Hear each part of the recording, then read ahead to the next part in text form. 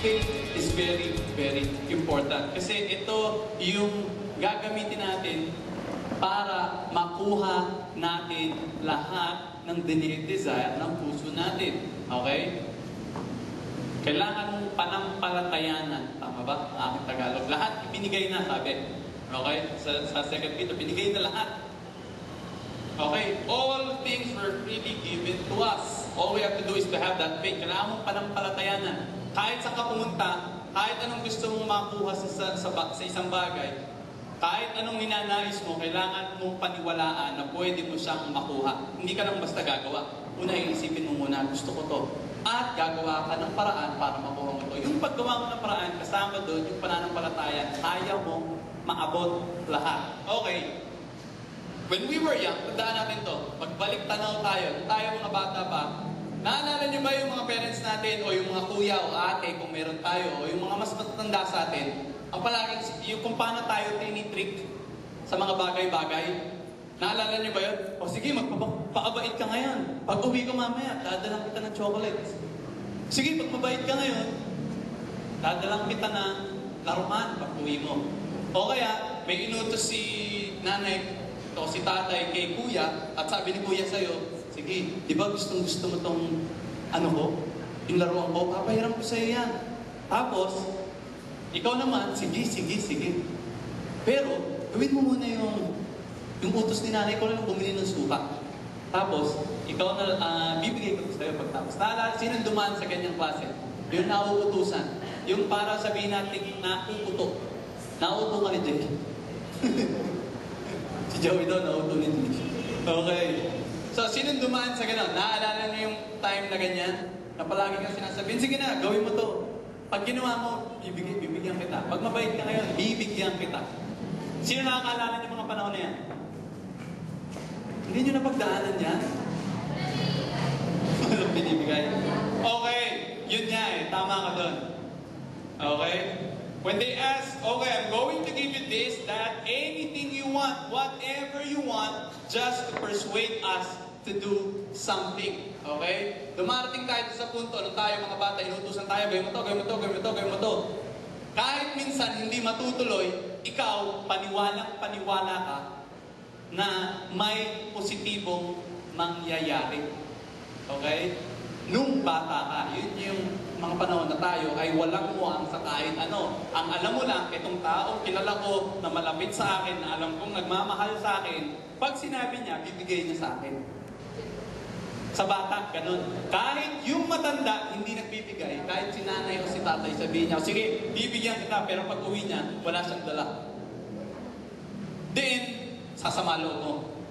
Tapos, kinabukasan, sasabihin niya ulit sa'yo yun.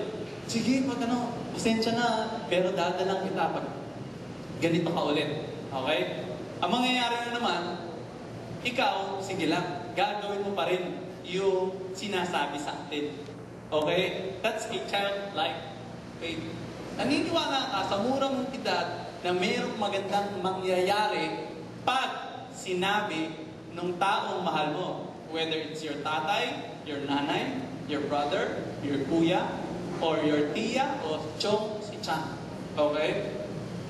Whether they give it or not. Tayo, nung bata, sige lang. O, sige, gawin natin yan. Gagawin ko yan. Kapakabait ako, maglilinis ako ng kwarto. Basta at sabi, bibigyan daw ako eh. Sabi, may magandang mangyayari pag ginawa ko to. Okay? A childlike faith is an action, okay? Believing that something good is going to happen. Okay? It is an action, naniniwala ka sa sarili mo na mayroong magandang bagay. Sinong naniniwala? With the Lord Jesus, something great is going to happen in your life. Okay? Kailangan mong paniwalaan niya. Like a child. Okay? Childlike faith is an action, believing that something good is going to happen. Always having a positive mind that surely great things will happen. Okay? Meron kang palaging positibo. Nung bata ka, kahit anong gawin sa'yo, naniniwala ka kahit pumapalya si nanay at si tatay sa pagbigay sa'yo. Ikaw, paniwalang ka na may magandang mangyayari sa buhay mo. Okay? Meron ganyan. Okay, totoo yan. always having a positive mind, surely great things will happen. In our world, sa mundong ito, yung mga bagay na sinasabi ko, sige, dadalang kita ng laruan, sige, dadalang kita ng pagkain, sige, dadalang kita ng bagong damit, sige, bibigyan kita ng bagong sapatos. Maaring mangyari, maaring hindi. Sa kanila. Pero sa mga kabataan, sa mga batang murang edad, lahat yan, pinaniniwalaan nilang mangyayari. Okay? A childlike faith. Naniniwala sila na itong bagay na ito ay surely mangyayari. Kahit pumalya si nanay, utusan ka ulit na gawin mo yung parehong bagay, basta alam mo may promise, naniniwala ka. Okay? Kahit pumapalya na, naniniwala ka pa rin na meron, kaya ikaw, sunod ka pa rin na sunod. In our world, it may or it may not happen. But with God, with our God, great promises will happen in a matter of time. Of course, His time. Sabihin niya natin, His time, sa oras niya. Okay? The childlike faith is the wonder and awe at what Christ did for us. Ito yung pagkamangha na alam mo, ang Diyos may ginawa sa atin. Binigay niya yung buhay niya sa atin at ibinigay niya lahat para sa atin. Okay? Paano ibinigay lahat sa atin? Ba't ngayon namumuhay pa rin akong ganito? Bakit ngayon hindi pa rin ako makapag-aral? Bakit ngayon hindi pa rin ako makapagtrabaho? Graduate na ako o undergraduate ako, ang tagal ko nang umahan ng trabaho. Hanggang ngayon, hindi ko pa rin makuha yung trabaho gusto ko. Okay? Bakit ganon? Ang wala sa'yo, yung pananampalataya. Kailangan mong paniwalaan na yung gusto mo will be yours. Okay? It will be yours. By God's will and also His time. Okay? We just have to believe. Okay? We just have to believe. There's no room for no. With Jesus, sabi mo sa tabi mo, kay Jesus, there's no room for no. But there's room for wait. Okay? Huwag mong agad-agarin. Kasi pag inaagad-agad mo, ayan, papasok ang takot. You just have to wait. You just have to wait. Okay? All we have to do is believe even for the things that are not possible. Because in Christ, all things are possible. 1 Corinthians 2:9, tapusin natin yung gabi natin. As the scripture says, Amplified Bible, what eye has not seen, no eye has seen, no ear has heard, and has not entered into the hearts of man, all that God has prepared. Okay? Made sa Amplified, itong inaganda, sa lahat daw ng prepare. Sa Amplified, ito yung sinasabing ano yung prepare. Made and keep ready. Made, gawa na. Yung sinasabi natin, everything is provided with God.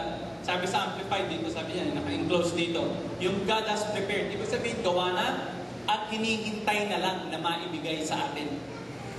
For those who love Him, dun sa mga taong nagmamahal kay Jesus.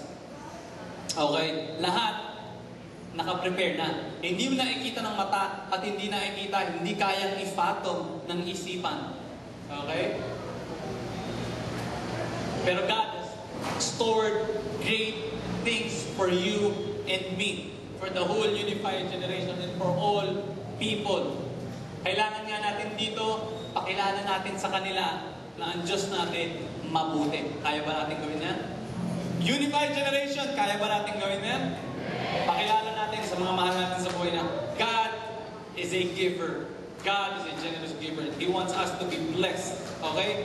We hold Him in affection, reverence, promptly obeying Him, and gratefully recognizing the benefits He has bestowed. Pag sinabing love Him. Okay? God has prepared, sabi nila, like a father to a child. Ang ama, palaging nagre-ready. Pag sinabi niyang anak, sige, bibigyan kita. Sa mundong ito, it may or may not happen. But with God, our Father in heaven, it's like a love of father to his kid. Lahat, ibinigay na. Actually, hindi na ibibigay. Hindi, anak, bibigyan kita. Hindi, sa kanya, anak, binigay ko na. Ang kulang na lang, ikaw. panampalatayanan mo. Okay? A kid having faith to his father. Sabi kasi dito, God has prepared for those who love Him. Paano naman yung love Him? Tayo mga bata, bakit ka susunod sa isang matanda? Dahil meron kang relasyon, tama? Pag may sinabi ba sa'yo na isang matanda, jeepney driver, bumaba sa'yo ng bata, hindi ka, sama ka sa akin, kasama ka. Still, meron kang pag-iisip. Maaring oo, maaring hindi. But most of the time, sinusunod natin yung mga bata tayo, sinusunod natin yung mga tao, alam natin na minamahal tayo. At kilala natin. And with God, all we have to do is to know God and to know that He loves us. Okay? A kid having faith to his father's words that something great is in store for us, for him. Okay? All you have to do, sabi mo sa katabi mo, yung para sa'yo, naibigay na. Kailangan na lang panampalatayanan. Okay? Yung para sa'yo, naibigay na. Kailangan mo na lang panampalatayanan. Ano ba yung gusto mo?